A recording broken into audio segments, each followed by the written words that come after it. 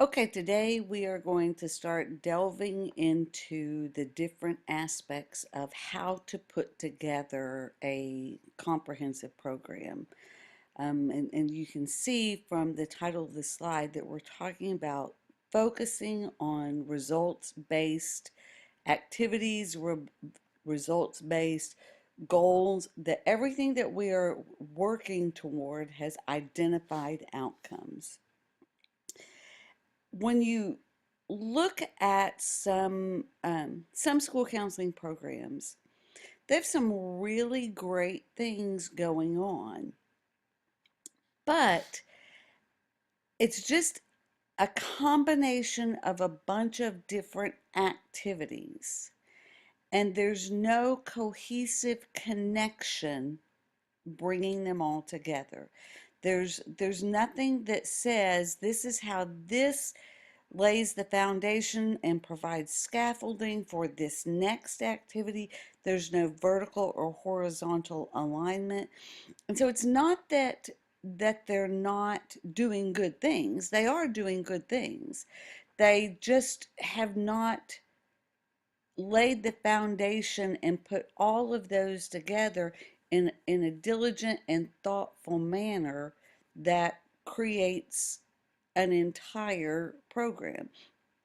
It would be like going into a social studies program and saying, the kids really like learning about this, and so we're going to teach them this, and the kids really like learning about this, and we're going to teach them this, and not thinking about how do we develop that and teach students a comprehensive social studies curriculum from kindergarten through grade 12.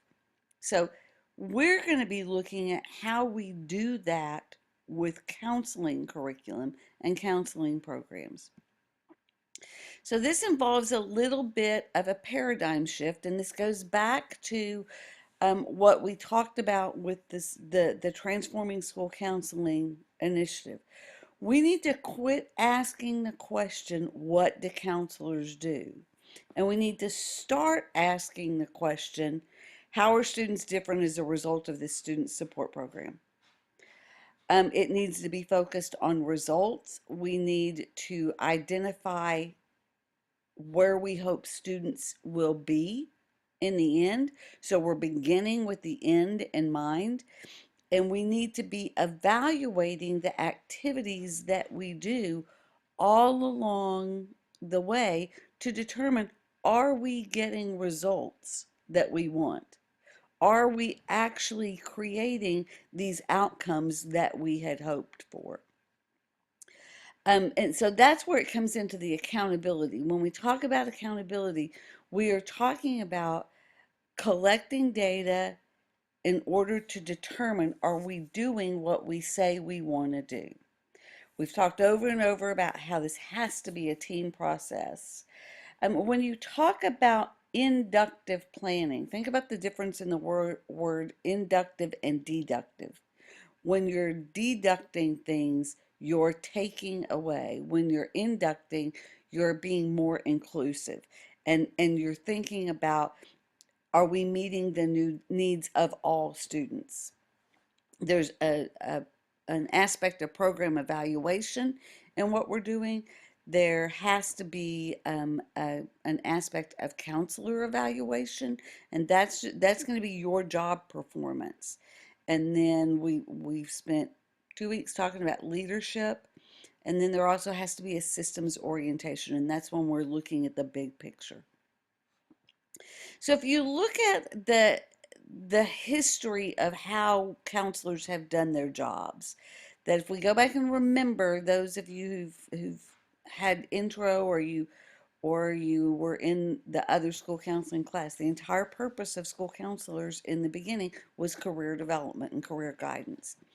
So that was what we were there for, is to help students figure out what their skills were, what their aptitudes were, and to connect that to jobs. But as needs arose, then things started being added on. So then mental health counseling started being added in, and college preparation, and individual and group counseling, and health and safety in schools. Now there's tons of scheduling and record keeping, testing. And so we keep getting things added to our job description. But the problem with that is that as these things are added on, that original purpose of why we were there is pushed to the background.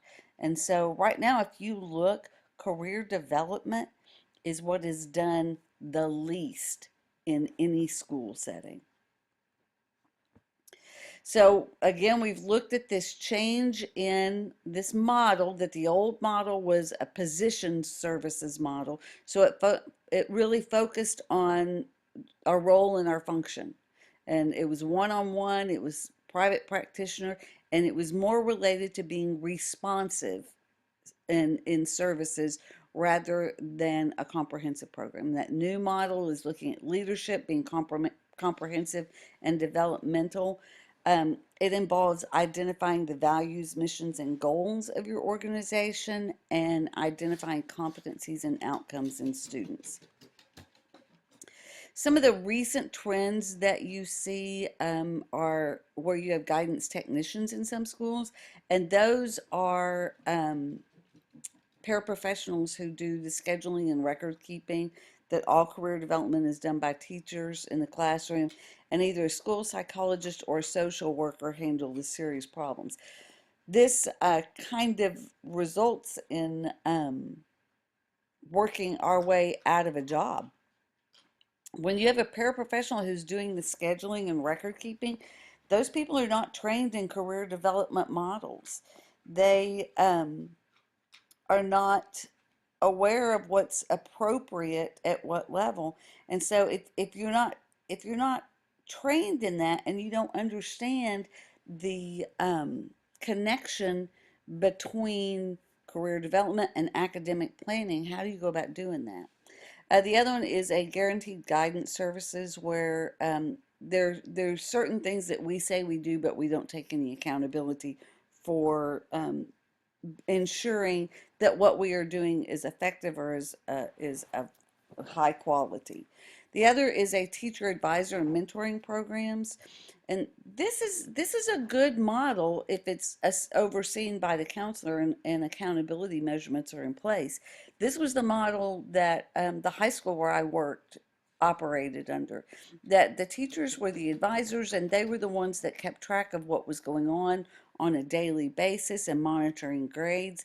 And then when things reached a certain level, they called me in. Now, I did all of the students' advising as far as course selection and that type of thing.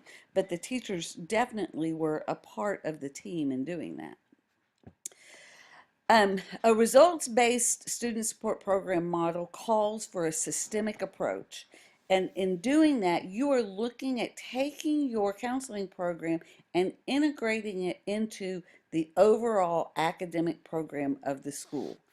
It's not an add-on, that it's infused in there in such a way that you may not even recognize that it's not a part of the overall academic curriculum. It ensures equity for all students, and that we are making sure that all students are successfully transitioning into some type of post-secondary experience. And it addresses the three domains: academic, career, and personal social. If you compare a process-based and a results-based, and this is looking at services versus program.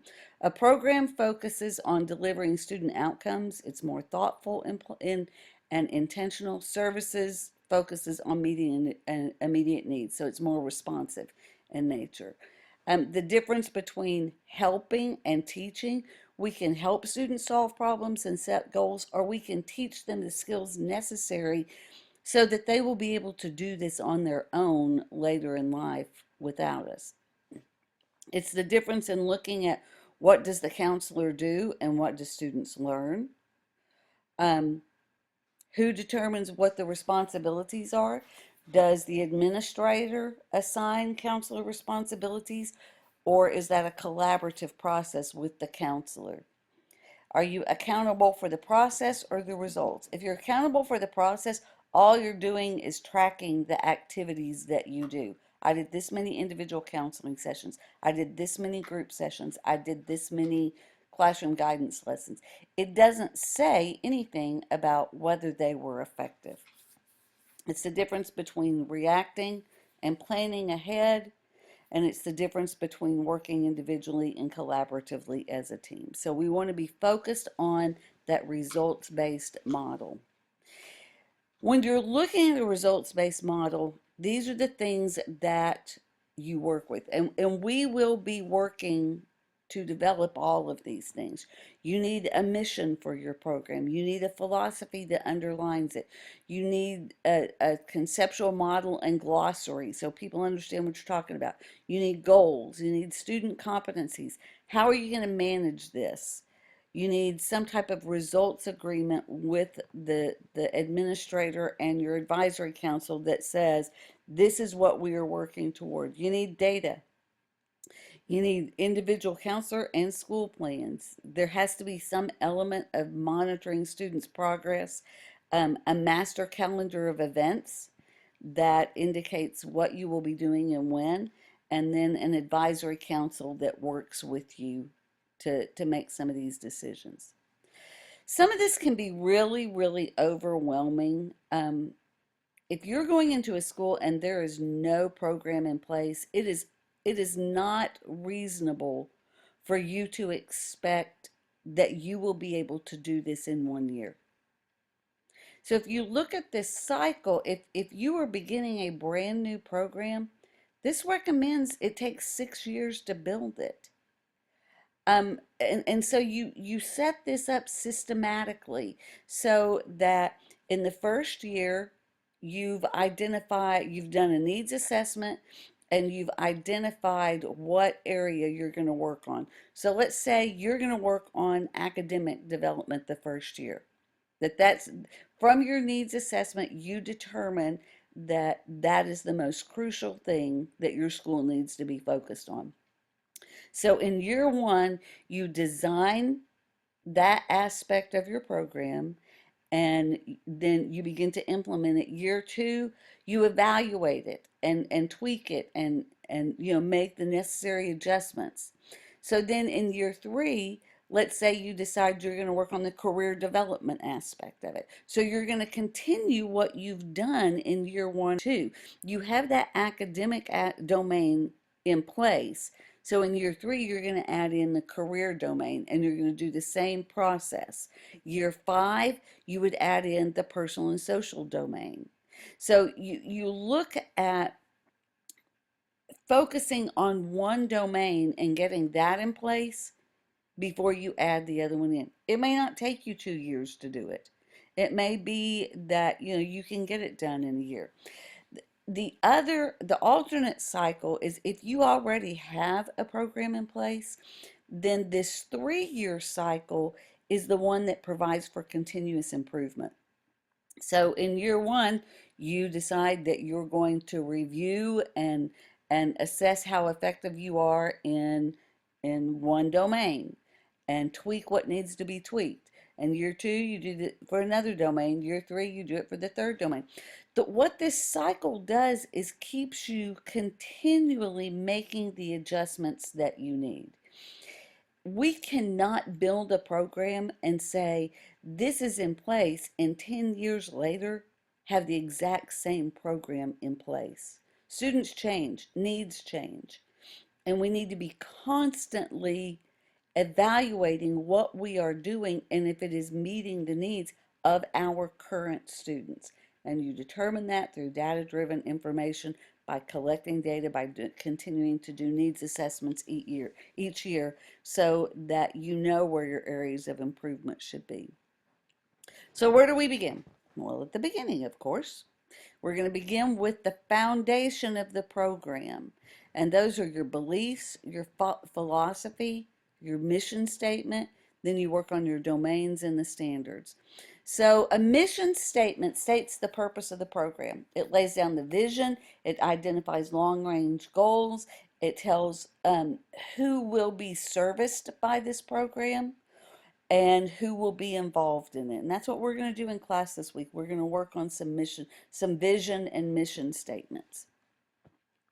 So this is what should be included in your mission statement. Your primary client is the student. It states what your intentions are. It focuses on your purpose. It defines a commitment to that purpose. It clarifies the beliefs and philosophies of the program. And it's a way that you communicate what you're doing, and it establishes the same goals for all students. Okay, look right here. I have a little, this is one of the benefits of doing this way, is that I can find mistakes as I'm going through here. So I just corrected that little mistake there. Okay, so here's some sample mission statements. The mission of the Arcadia High School counseling program is to provide a comprehensive developmental counseling program addressing the personal, social, academic, and career development of all students. School counselors are professional school advocates who provide support to maximize student potential and academic achievement. In partnership with other educators, parents, or guardians in the community, school counselors facilitate the support system to ensure all students in the Arcadia Unified School District have access to and are prepared with the knowledge and skills to contribute at the highest level as productive members of society. Okay, that's just a sample. Not saying whether it's good or bad. We're going to talk about these in class. Okay, here's another one. So what I want you to do, I want you to print out this PowerPoint and bring it with you to class. And so we're going to talk about these mission statements. And we're going to talk about whether we think these are good mission statements or whether they could have some tweaking. The other thing I want you to do is I want you to see if your school has a mission statement. And if it does have a mission statement, I want you to bring that to class with you. And also, not only just your school, but also your district. See if there are mission statements for both. Because when we look at mission statements, your student support department or counseling mission statement should align with your school. Your school mission statement should align with your district mission statement, and your district mission statement should align with the state mission statement. So here's the state of Texas mission statement. Mission of the Texas Education Agency is to provide leadership, guidance, and resources to help schools meet the educational needs of all students. So whatever we do, it should be aligned all the way down throughout the entire educational system. A philosophy statement is a set of guiding principles that are agreed upon and followed by the individuals who implement this program. It identifies the beliefs that motivate your program. It talks about how we conduct ourselves. It's a set of values that we're making visible to all, and it's a source of collective power in how we do our work. So when you develop a philosophy statement, these are the questions that you should be asking. And the answers to these questions should drive your philosophy statement. And again, we'll be working on creating a philosophy statement in class. So your conceptual model for your program looks like this cube. So if you see how this is lined, okay, this is educational domain. It really should be academic domain. In fact, I'm just going to change that right now. So we have that right. Okay, so here's our three domains that we've talked about. The academic domain, the career domain, the personal domain. So each one of these aligns there. Within each of those domains, we should be focusing on knowledge, attitude, and skills. And then this should be vertically aligned across your district. So what knowledge would we want PK through 5 students to have in the area of academics, in the area of career, in the area of personal and social? Then we would move that up. How does this build to then add on at the middle school level and then at the high school level? And then we want to know, what do we want our parents and staff to know about this as well? So in looking at this, this would be your vertical alignment. This would be your horizontal alignment in here. Okay, your program should have goals and standards. Again, identifying what your intentions are, what you hope students will learn, what the standards that have been developed by a professional organization. The good thing is that there are goals and standards, there are outcome statements in the ASCA model and in the TEA model. You don't have to start at the beginning. So you're going to have those there. You need to bring those models to class with you as well this week. Um, you may need to tweak them some. You may need to look at those and say which ones do we think are most important for our students right now, given the data that we have. Then these competencies, again, it's what do we want our students to be able to know? What skills do we want them to have? What attitudes do we want them to carry forward? And so this is how we measure, or what indicators are in place that help us measure whether students have achieved those things.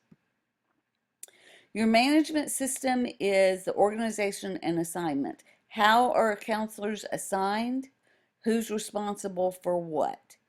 You know, if you're the only counselor in your district, then you may, obviously, there's not a whole lot of discussion about how you will be assigned or who's responsible for what.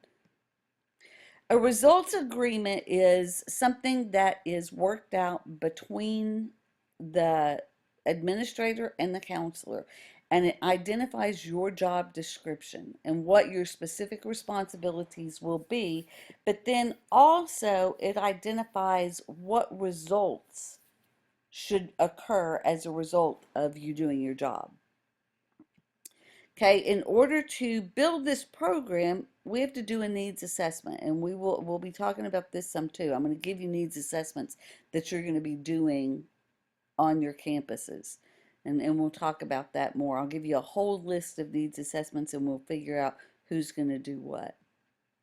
And then we plan what we're doing. So this is this is when you are really drilling down into your plan and figuring out what you're going to do. So for each competency that you have, you're going to set a goal, you're going to identify what the competency is, the content, how is that going to be taught, where is it going to be taught, what are you going to do, who and when are going to do it, what resources are you going to need, and how will you evaluate whether or not you are effective in what you're doing. So in looking at collecting this data as far as how, how are you effective, this is what we're going to use to determine if the activities and the programs that we have in place are getting the results that we want. And there's different ways that you can do this. You can use planning folders where let's say that you've identified that at the end of ninth grade all students will do this. So how are you going to track that? How are you going to figure out if if we really are looking at equity, you need to be identifying some way to track each and every student to determine where they received the service or the activity or the lesson or whatever it is you're doing, and did they achieve the goal? Because if they didn't and you just move on to the next grade, are they going to be prepared to be successful in the next grade? The use of program calendars is really important. And we've kind of talked about if you do not have things planned out, that what ends up is that all you end up doing is responding to what needs to be done that day. Whatever comes into your office, whatever crops up, it's that whack-a-mole approach at counseling. So when you have a program calendar in place, that allows you, when those crises come up and you have to shift your schedule a little bit, it brings your focus back to how do I get back on track and make sure I'm taking care of all these things, and that my job doesn't become just consumed with crisis management. And then also there's lots of stuff out there that it's good PR, it's good visibility, it's good communication, and it helps you to plan for the future. But then it also, when there's a master program calendar in place, it shows others how important the program really is. Okay, in using an advisory council, then this is not a situation of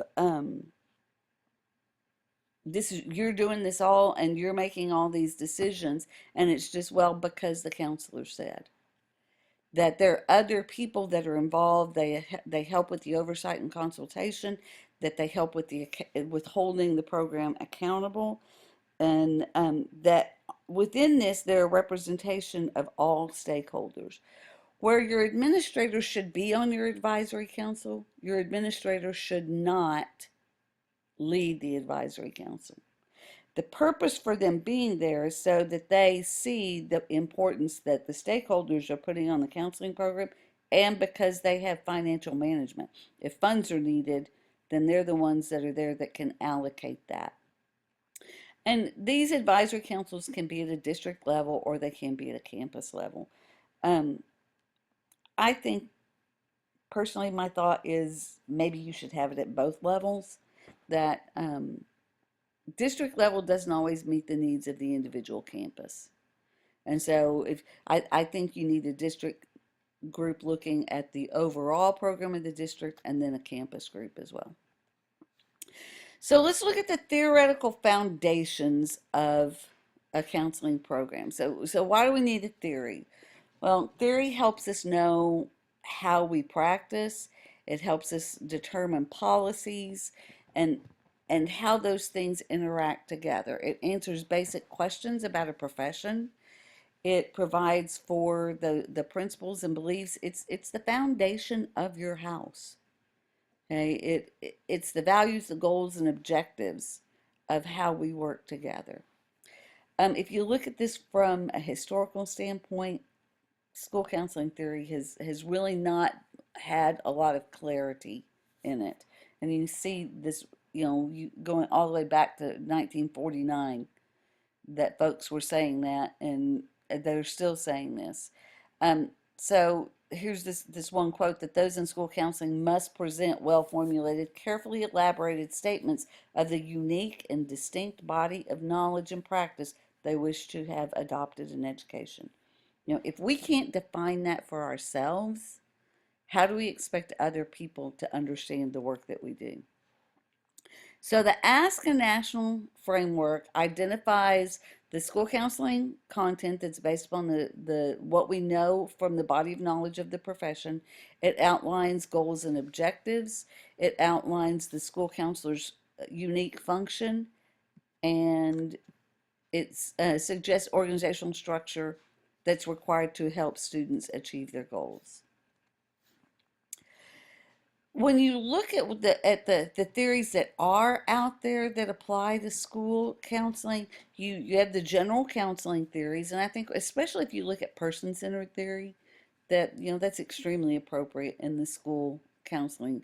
I think solution focused is appropriate. I think reality theory and choice theory are both appropriate in the school. And then there are some school counseling theories. Human growth and development, what do we know that is appropriate for students at what level? Career development theory, obviously, if we're working on career development, we need to be aware of what the theory says. And then educational theory about how students learn. So if you don't have a strong theoretical background in your program, then you really don't have that basic set of philosophies and values that are driving what you're doing.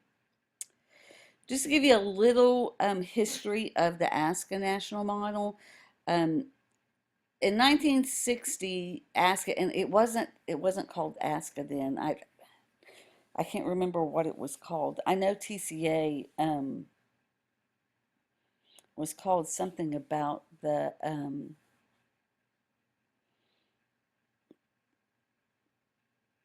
guidance. I don't remember.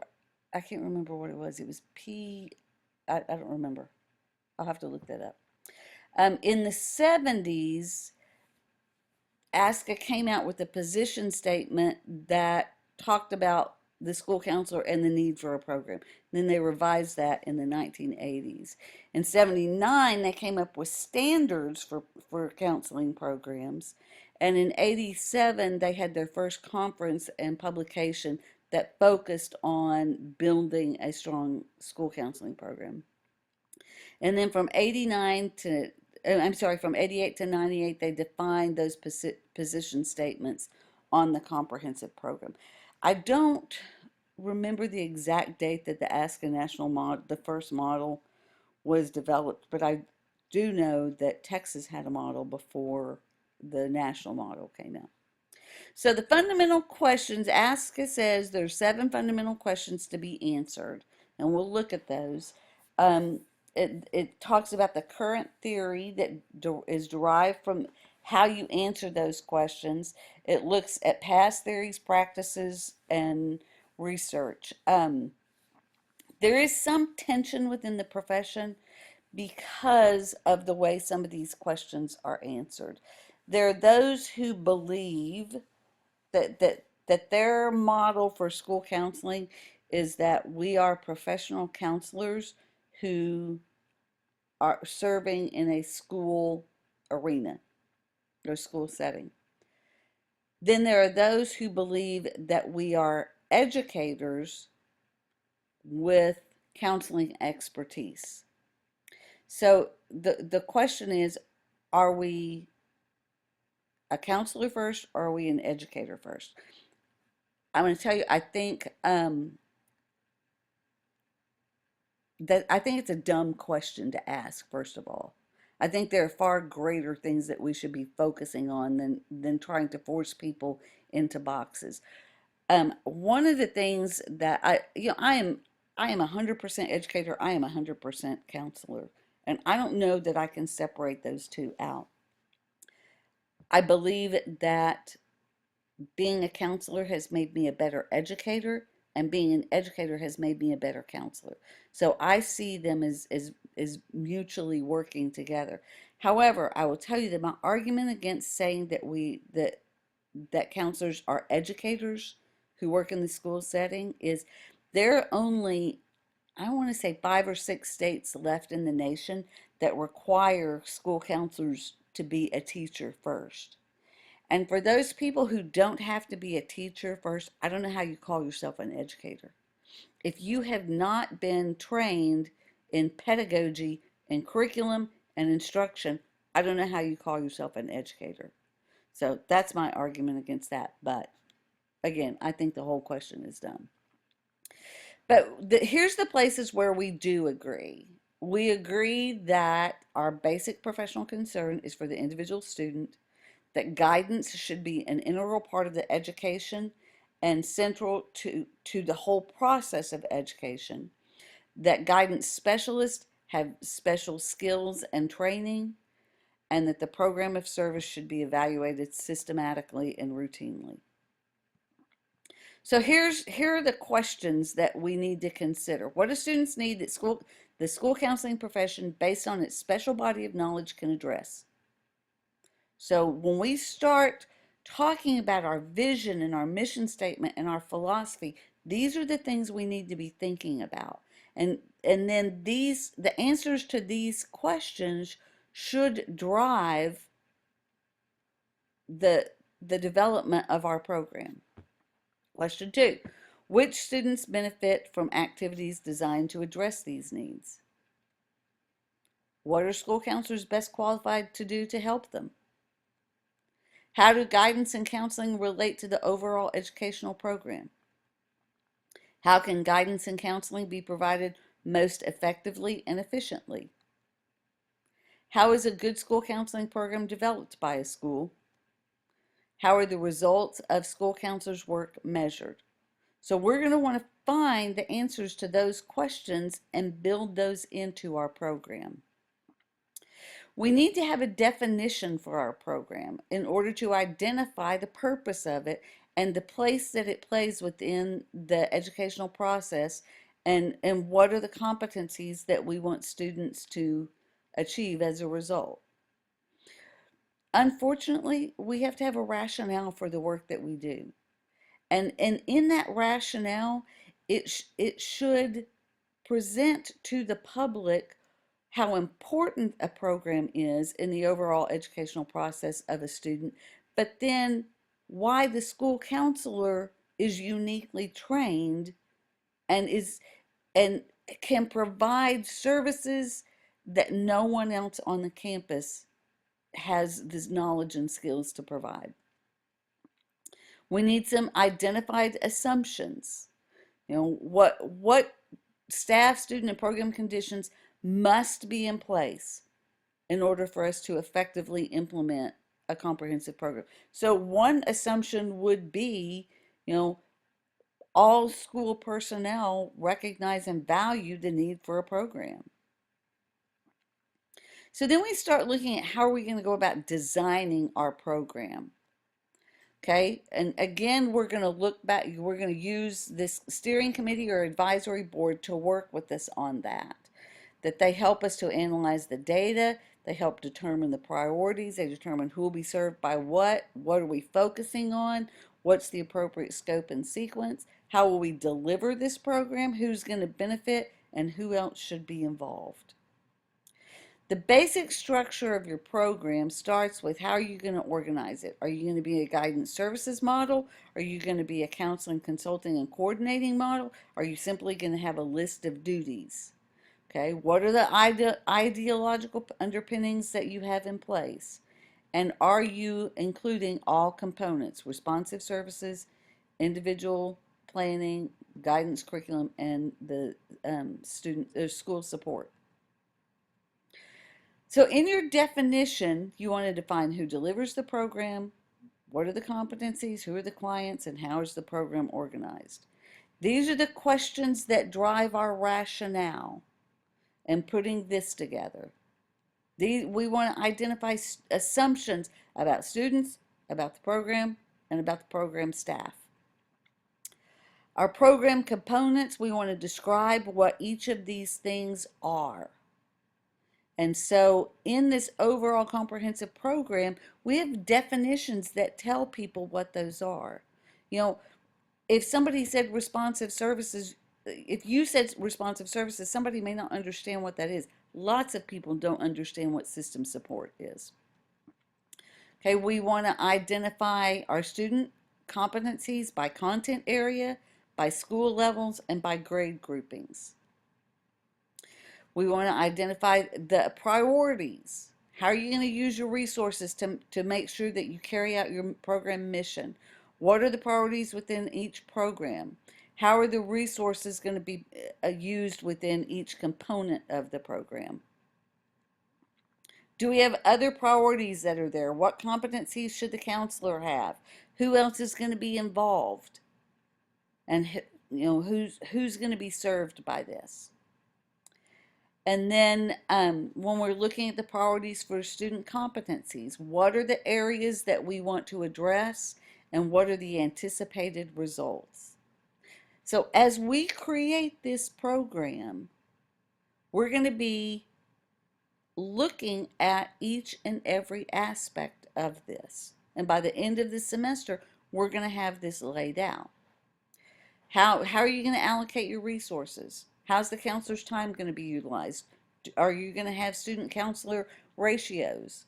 In each area, what is going to be the minimum number of students served? So if you're saying classroom guidance, you're going to have 100% of your students served. If you're talking about group counseling, you're not going to have 100% of your students served.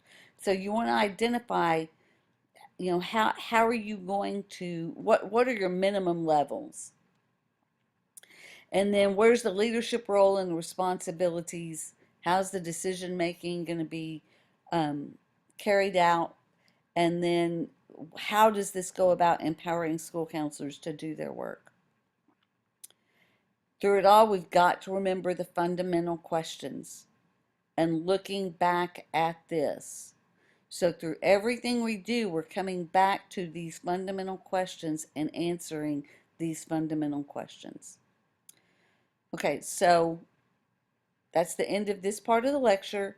Remember, you want to print this out and bring it to class. I want you to look for your school and district mission statements, and I want you to bring your model guides, the ASCA model and TEA model, to class. Um, I'm kind of thinking right now that we will not, that this lecture will carry us through the next couple of weeks, but we'll see what we get done in class before I make that final decision. But I'll let you know in class. Okay, see you Monday.